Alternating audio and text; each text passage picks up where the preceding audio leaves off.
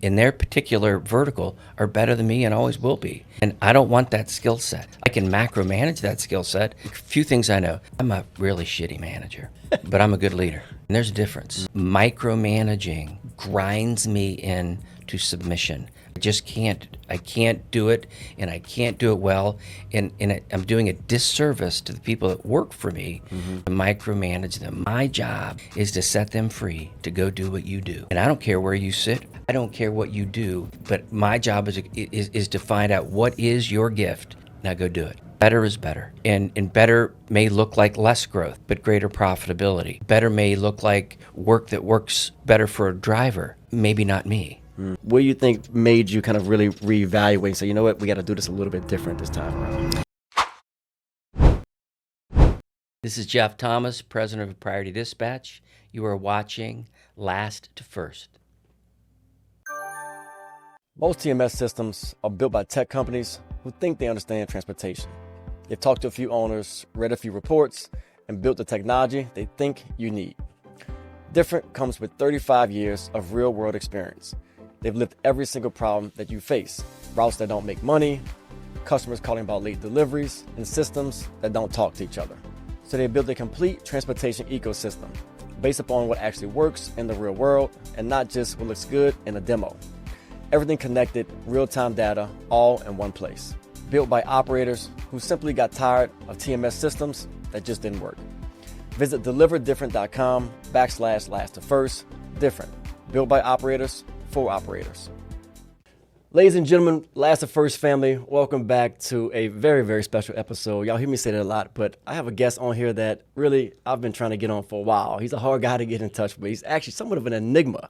You may see this guy at a conference or two walking around, kind of in and out, dipping in and out, but we got him in the house today. I'm joined with Jeff Thomas, who is the president and CEO of Priority Dispatch. We're right here. We're in his hometown of Cincinnati, Ohio. Jeff, welcome to the podcast. Great. It's nice being here. Give me some love. Give me some love. Appreciate it. It has been a while. We've been working on this for quite some time. So thank you for having me. This is a great opportunity. Yeah. It's awesome to have you here. We got so much to talk about today, and I'm really excited. You see, I'm geeked out on this. I'm smiling like a little kid in a candy shop. I don't have much to say, so manage your expectation. Let's first start with Priority Dispatch, and I want to start off with your father, who is a true legend. We lost him in the past, a couple years ago? Yeah. A couple years ago. But he's kind of like what I describe as like the Bill Walsh of the final mile space. He's had so many roots and branches off of his tree in this industry. But just talk first before we get all the way there. Describe Priority Dispatch, kind of where you operate, what you do, how you do it, footprint, size of the company, drivers, et cetera. Sure. Priority Dispatch, we've been around 50 years. My father started, I believe, in 1973 with right here in Cincinnati with one vehicle serving Procter Gamble.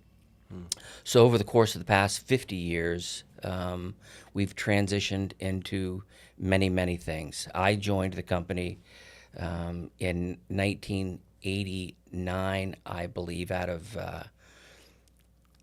a mandate, frankly, from my father, who called me. I was working for Emory Air Freight out of Chicago, at a college, and called me one day and said, "This is your last day of working there. I need you in Columbus, Ohio, right now." So, like so many small companies, that's how it began, and so Priority Dispatch has been headquartered here in Cincinnati that entire time. We've operated in as few as one in as many as 7 states, as the ebb and flow of work and opportunities present itself to us. So it's been a great ride. We believe we have a nice footprint here in the Midwest and occupy still a lot of states with critical mass in a lot of places, so we can offer some efficiencies and some synergies. But back to your question regarding my dad, and I think we would all agree that he was quite the character. And that's not lost on me. I think my dad was a pioneer in this space in many ways. He was one of the first. I think to even appreciate that there was an expedited market and that was a relatively new concept in the 70s. And so he quit his job, and he began this priority dispatch to really serve the Cincinnati market, in the film industry in particular. And then it just kind of branched out into a whole host of great things. And I'm really grateful for my dad. He really did teach me a lot about business, about being an entrepreneur, to the extent one can learn about being an entrepreneur. But do you remember, so 73, I think it was started. Yeah, sure. Do you remember the early days being, I guess you're a young kid when he started. Like, do you remember being involved or being around a business? Or Yeah, kind of so I do early remember. days? Both my sister Julie and I provided free labor for a long time in stuffing envelopes and creating invoices and tickets back in the day in our basement.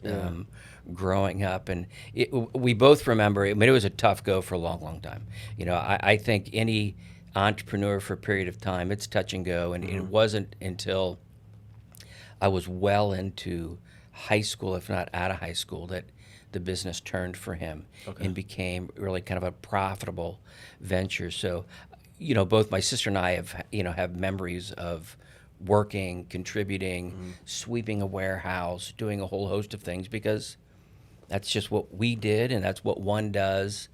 And whether I wanted to or not, he was going to make me do it. So yeah, I think he had a great career. And you know, I think one of the special things about my dad is he felt so grateful to the space that gave him this opportunity, and the camaraderie that he built with your father, as an example, and so many people that have been around a long time. He was so grateful that he had the opportunity to really promote this space and then ultimately give back. I mean, my dad was a philanthropist in many ways, in teaching people how to be better business people.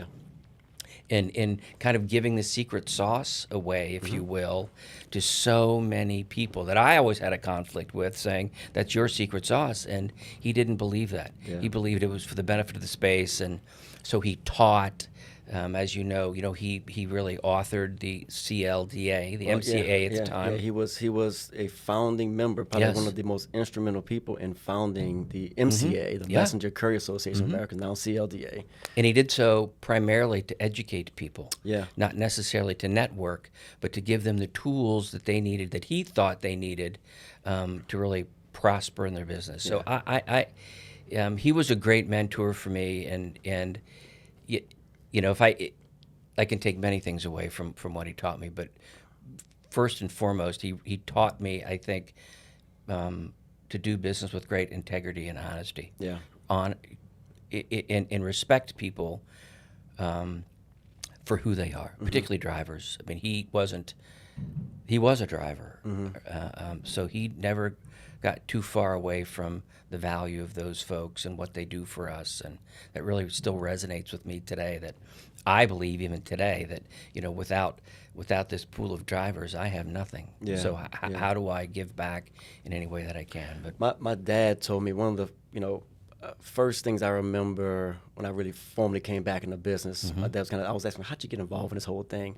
And he talked about his very first MCA meeting, and how he responded to some type of mail, some mail that came out, and he was, and at that time you could only have like one company from a city that could join. And we've all heard the saying before: trust but verify. But in the last mile, when you're working with agents and master contractors, verification is manual, complex, and very rarely achieved.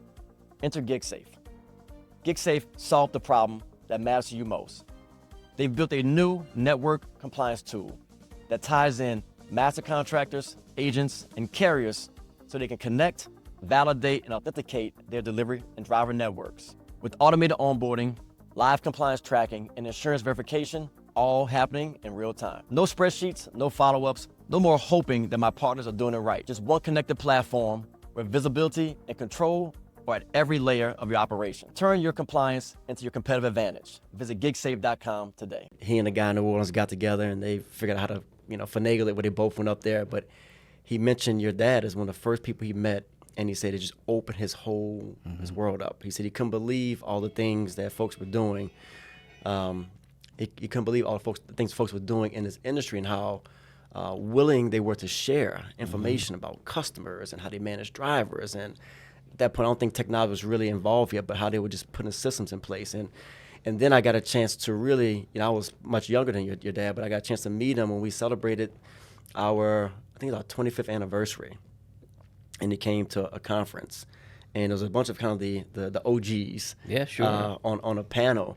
And I remember just what you said. I remember your dad talking about those early days, but bringing the focus back to the driver.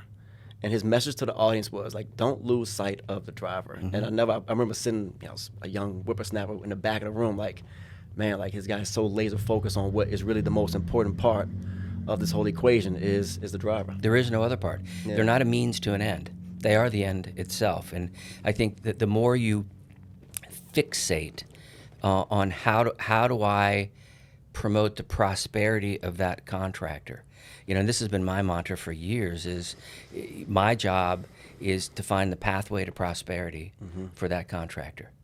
Period. Yeah. That's my only job, because if that contractor isn't prospering, I'm not. Yeah. There's it can't be any other way. So strategically, my job largely is to work with enough contractors to help even give me clarity on what does prosperity look like for you. And it changes so dramatically over periods of time. At one point it was purely about compensation. Yeah. And now it's about flexibility. It's about this gig work. Prosperity to some people is, I want a 4-hour window, not a 14-hour window. So, right. So it's back to the point. I think this group of people deserve a lot more time and attention that most last mile providers give them. All right, let's. I want to get into your story. Yes.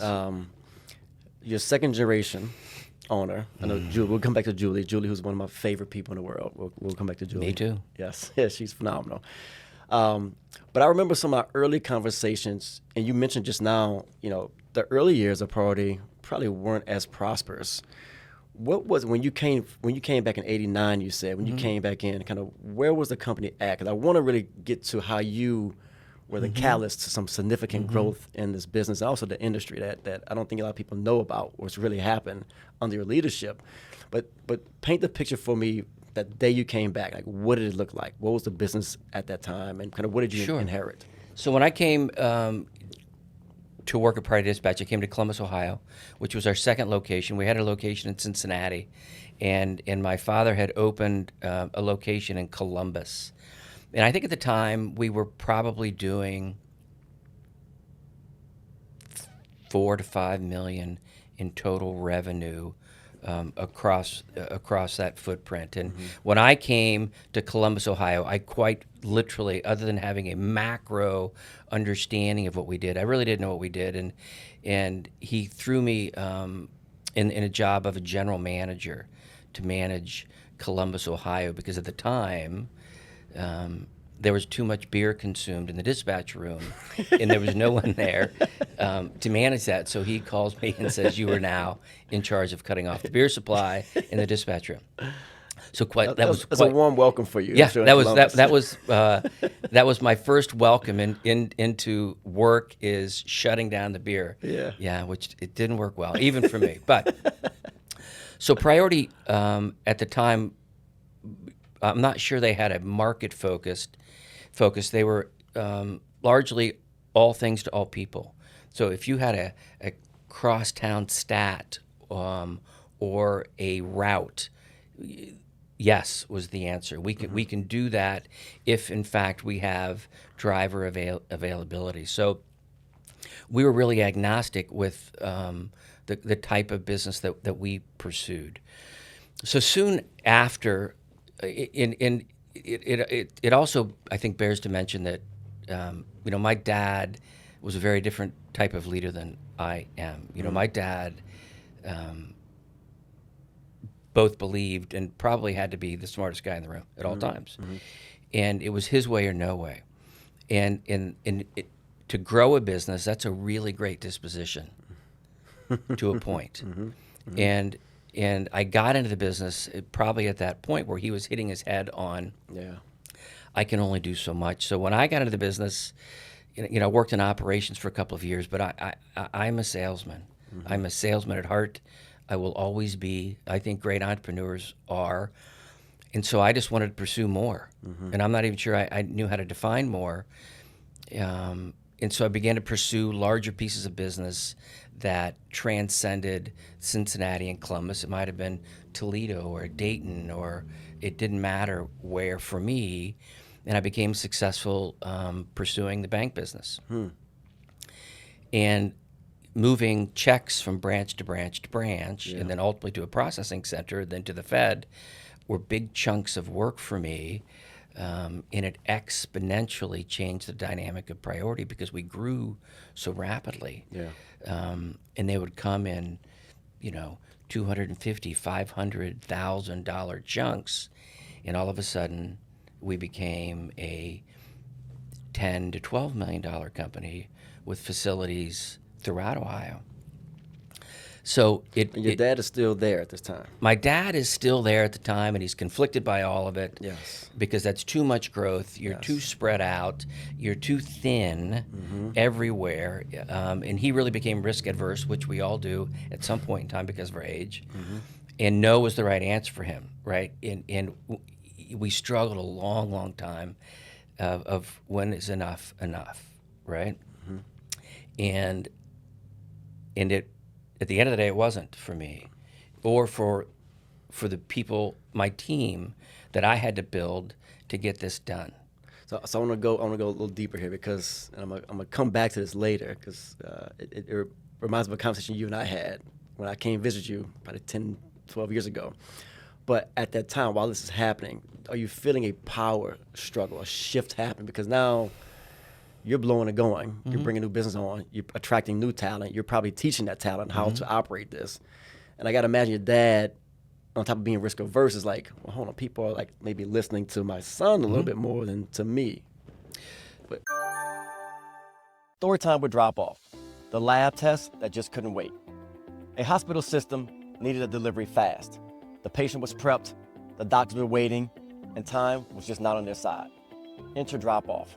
Drop off showed up with the certified driver, temperature controlled equipment, and live updates along the way.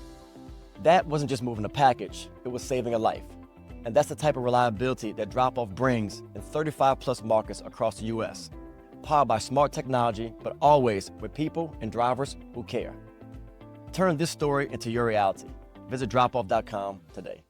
I talk about this periodically, and I speak on this kind of about succession. And my dad and I began to have a tug of war, a power struggle at some point based upon not necessarily what we were doing, but where we were going.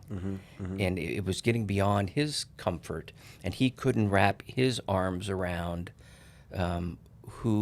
where we were going.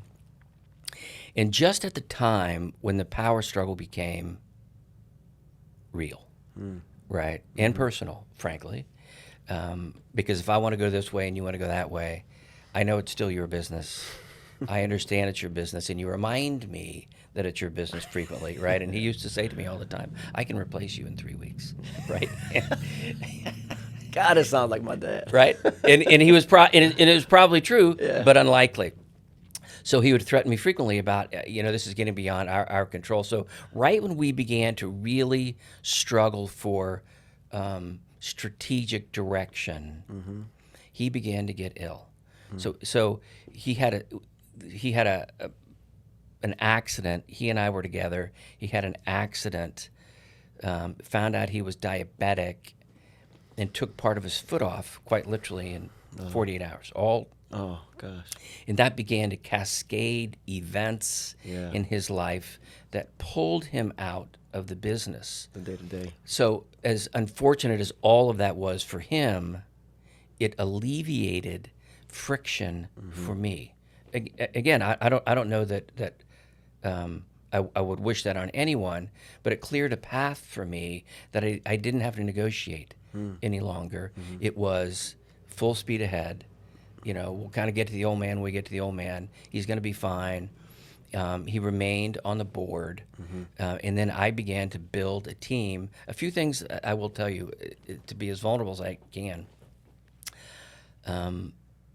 There's a lot I don't know about this business. And there was even more that I didn't know about the business back then, but I was wise enough to begin to hire people that were a lot smarter than me because I knew I didn't know.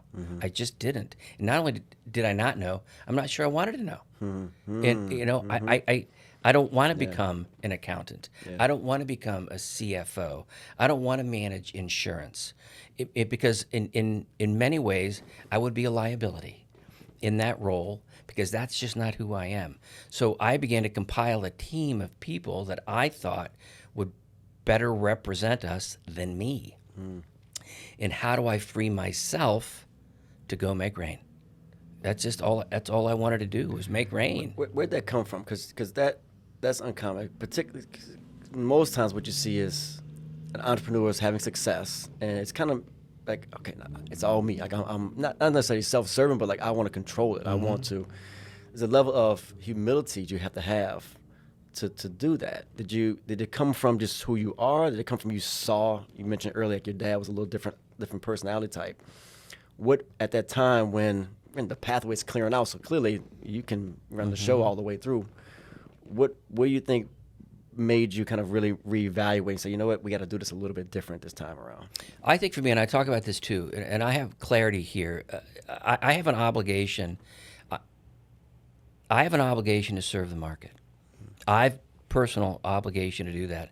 And the best way I know how to do that is to compile the best people I know. I might be one of them, but I'm not the one. And so for me, I can better serve the market with a large bench of people that just in their particular vertical are better than me and always will be. And I don't want that skill set. I can macro manage that skill set. And I've said this to my people, and this will circle back around. A few things I know. I'm a really shitty manager. I'm telling you I am. But I'm a good leader. And there's a difference. And early in my career, I understood that macro leading is a skill set that I have. Micromanaging grinds me into submission. I can't do it, and I can't do it well, and I'm doing a disservice to the people that work for me to micromanage them. My job is to set them free to go do what you do, right? And I don't care where you sit. I don't care what you do, but my job is to find out what is your gift. Now go do it.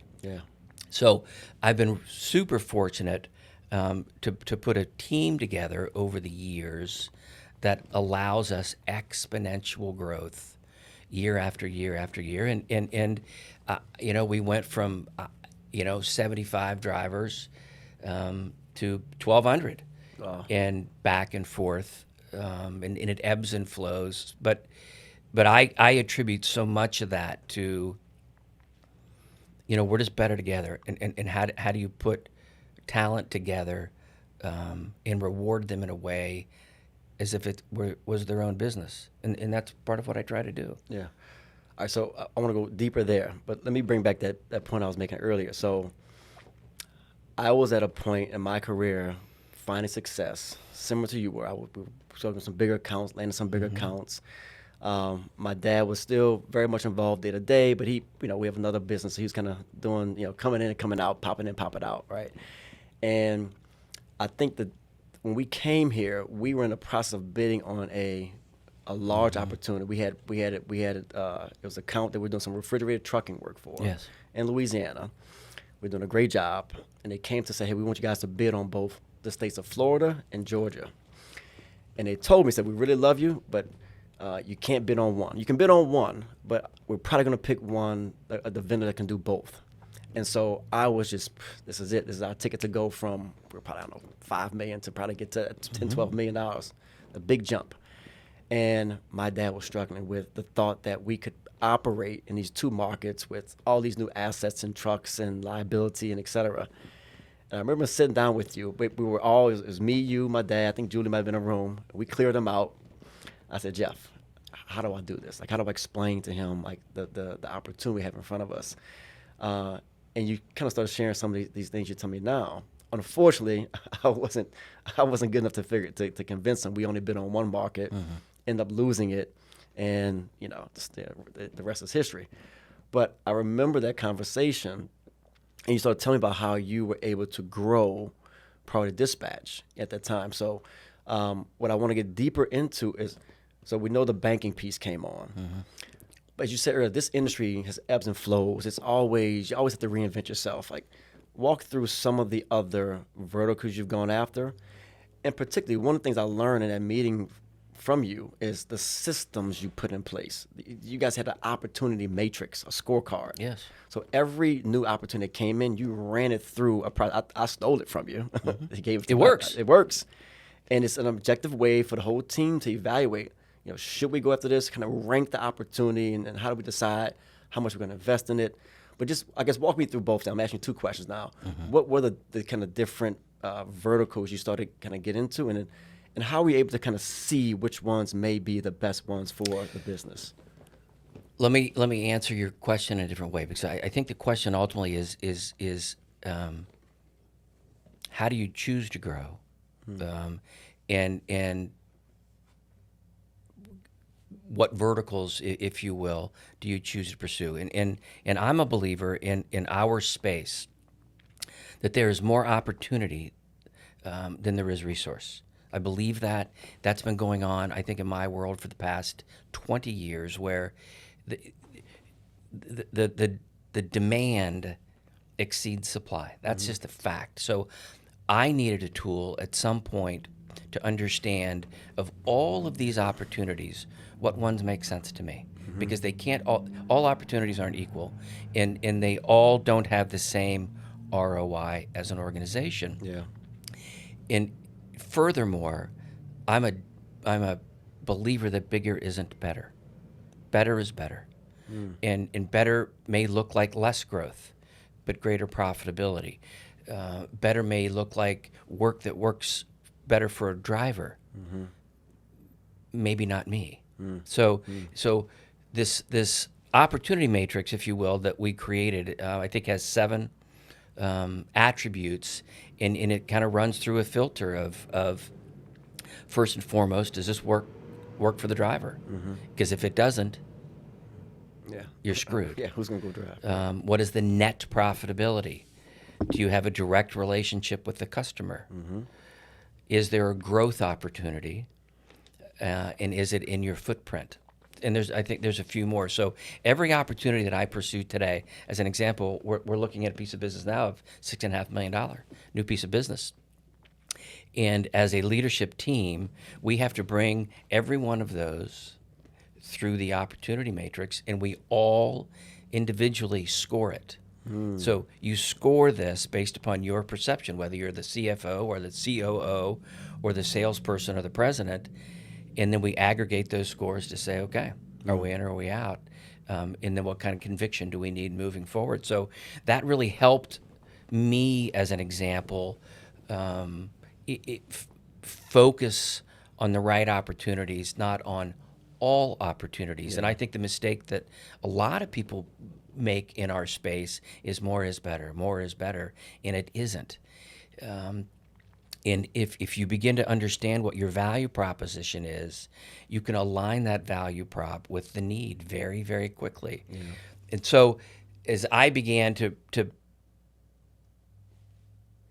jump into the financial space, back to, I think, the original question, Check 21 began to material.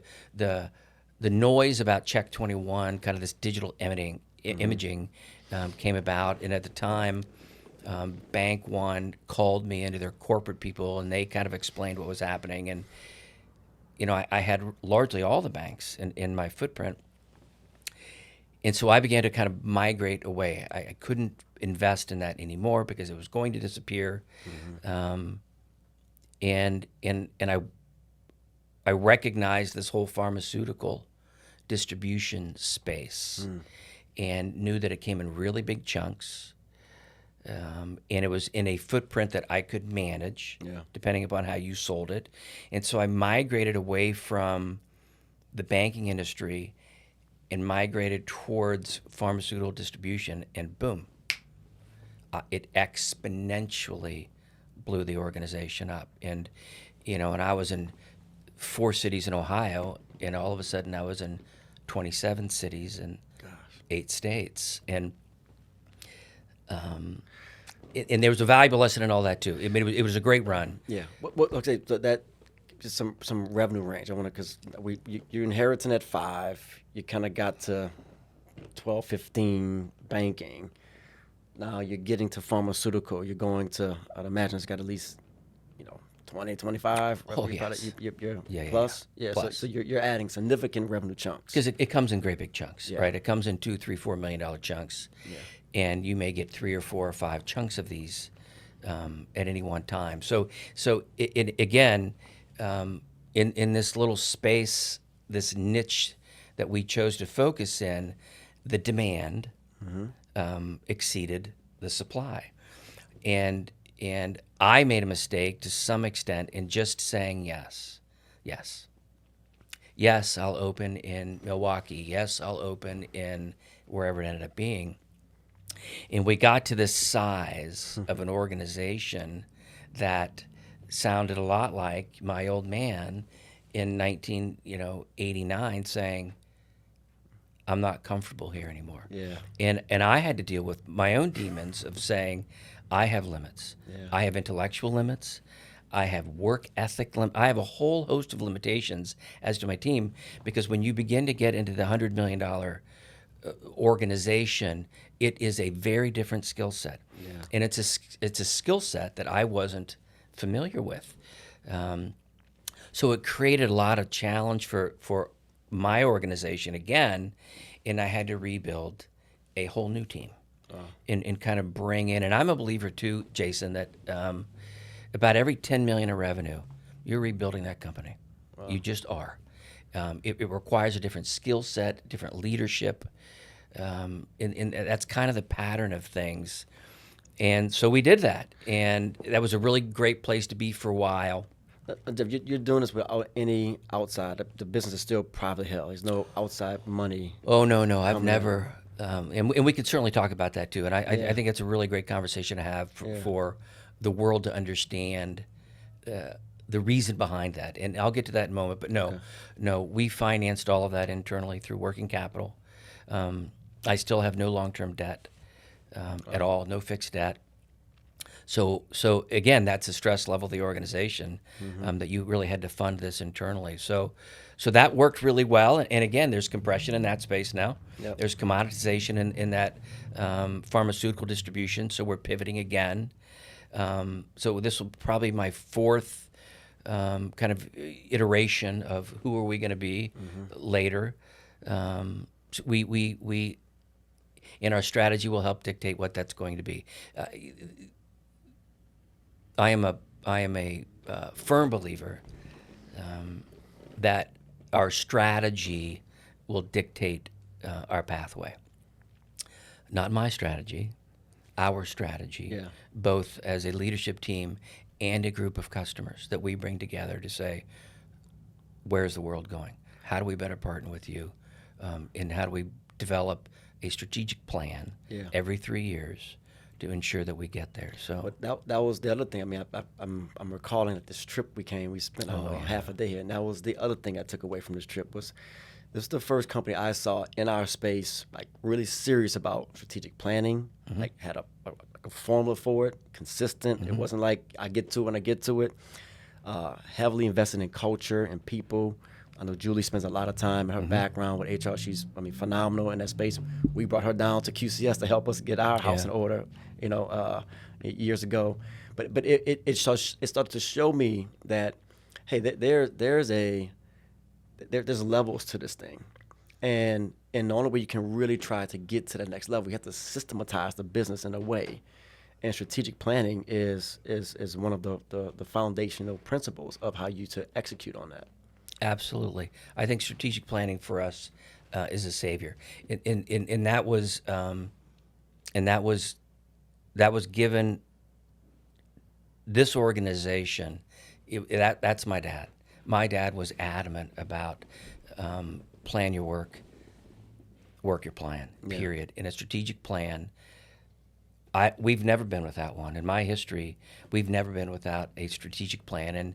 And I have a good group of people, and I know that you know Brian Serber very well, as does I think the Last Mile community.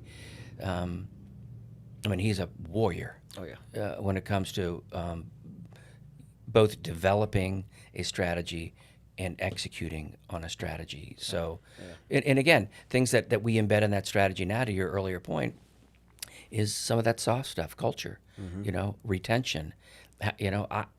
My average key customer tenure is 14 years. Wow. So, it spills over in a really good way, and it makes relationships really sticky with customers and with associates. So I have drivers that have been with us since the beginning. So having the right strategy works. But I think, to your point, again, reinventing yourself as often as you can to meet the needs of the market it's not just critical. I think you just have to do it. Yeah. Even if you don't want to do it, it's coming. Yeah. And reinvent yourself. Well, you guys are getting to when you celebrated 50 years? Celebrated 50 years, yeah. 50 years. Yeah, that was quite a milestone.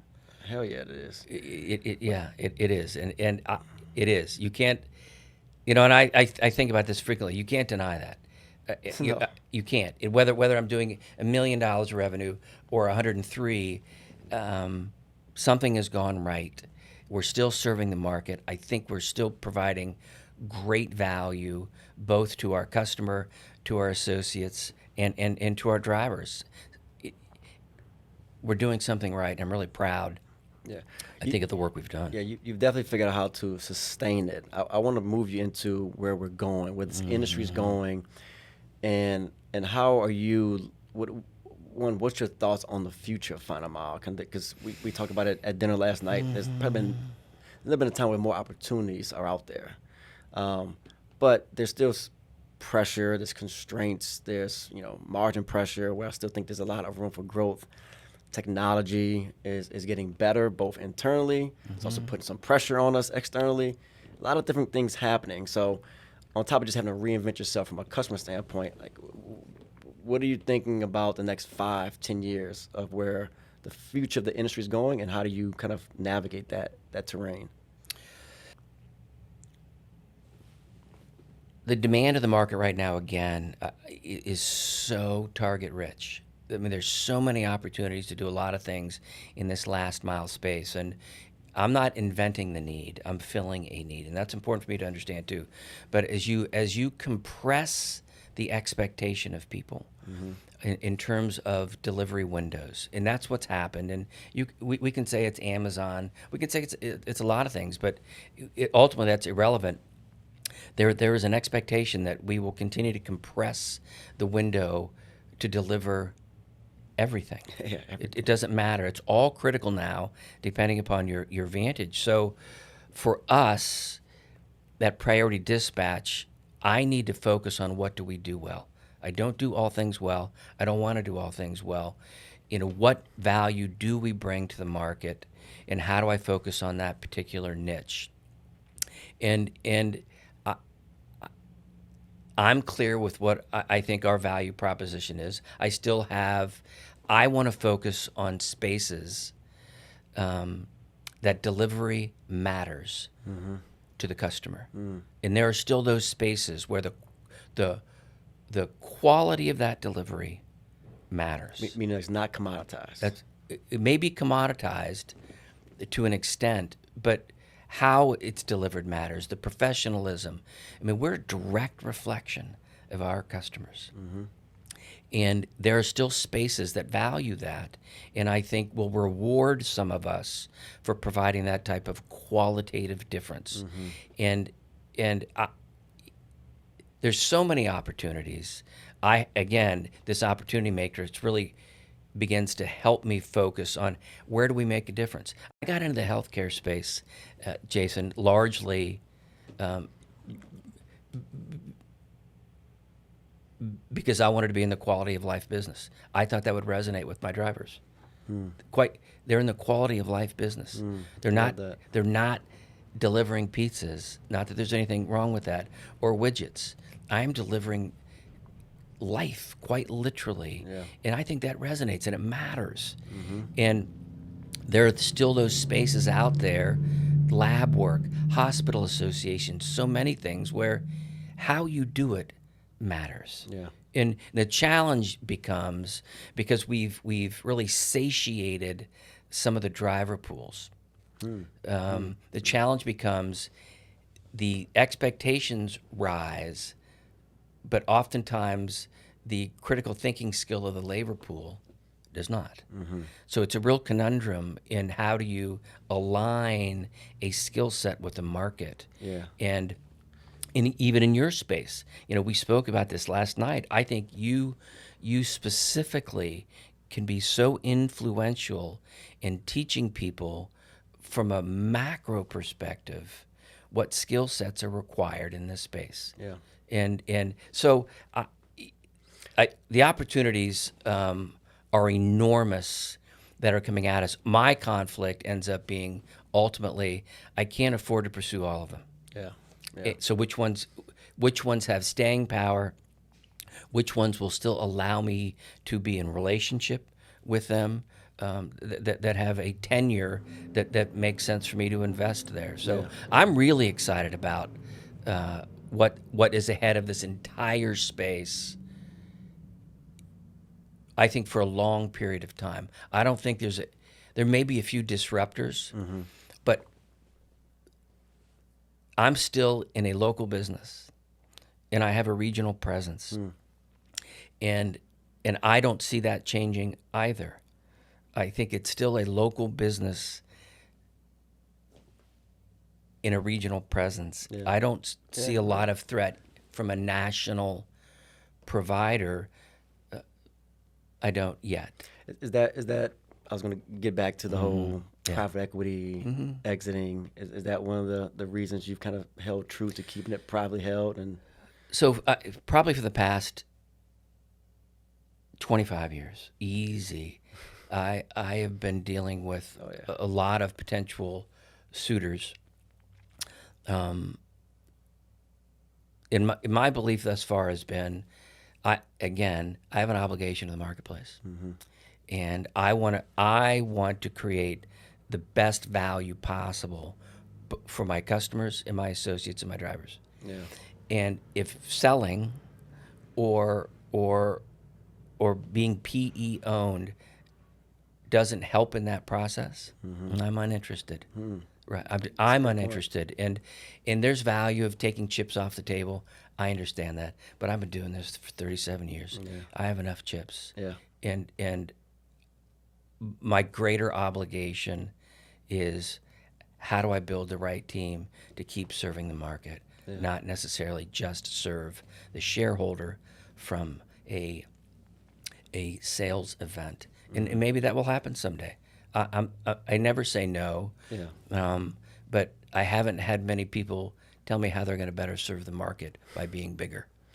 It's refreshing to hear. I mean, I exited, and everyone's got a reason for why they do it, but I fundamentally believe, I love how you coined this, like it's a local business but with a regional presence. And that's really what it is. I mean, from a decision maker standpoint, understanding the local terrain, the cultures, the customs, these things matter in our world where it may not matter so much in other aspects of transportation. When you get to more over the road and rail and air. But in this local delivery that we're doing, we're not just bumping docks. No. That's important to understand. No. Your guys, my guys are walking into buildings, having a relationship with a nurse or whomever, that stuff matters, and that relationship matters.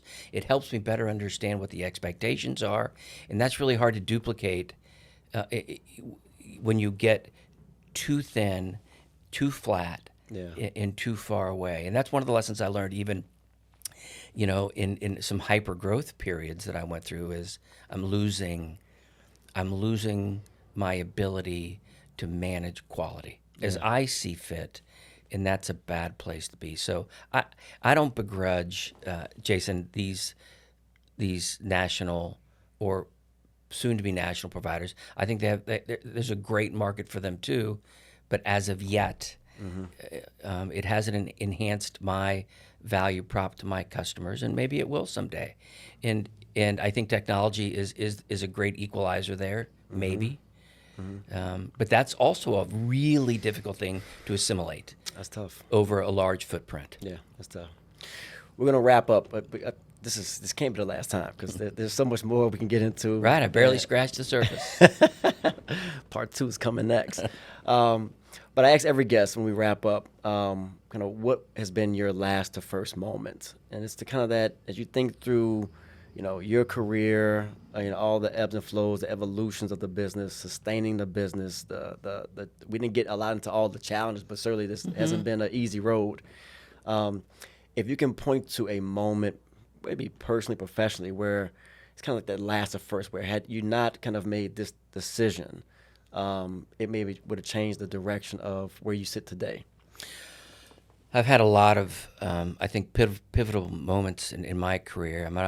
I have almost lost this business multiple times, and had great success multiple times. Also, at some point in life, and it wasn't too long ago, that I began to realize that again, bigger isn't better, and there is a sweet spot out there for this organization serving my community that makes sense to us without extending for the sake of getting bigger. And I've said this to you, I've said this to many people, better is better. And oftentimes that's not bigger. And how do I begin to shrink into that space that's just better and more fulfilling, not just for me as the owner, but for my customers and my drivers and my associates. It matters to these people that they're also making a difference. They're not just chasing a ghost of more. And so if I could leave you or anyone with, know what your sweet spot is and just kill it. Yeah. But know what it is. Have enough clarity and conviction to go, I'm really good at this. And do that really well. That one thing, just do it really well. And the fruits will come. Yeah. Phenomenal. I got goosebumps here listening to you talk. If you're in the audience and if you didn't pick up, my God, so many nuggets in this episode. I don't know what the hell you're doing out there. But Jeff, thank you for being on. Thank you for sharing your insights, your wisdom. Thank you for the mentorship you've given to me over years. That we will do this again because there's so much more, and I think that the audience and the Last Mile world needs to hear more of these stories, and especially if someone's had so much success, but nothing was given to you. You've done it the hard way, and you figured out how to sustain it, and you're staying true to those core values. And so I just grateful for you in this space, and for being on the podcast. Well, thank you. This was great, also, and I'm a big believer of you.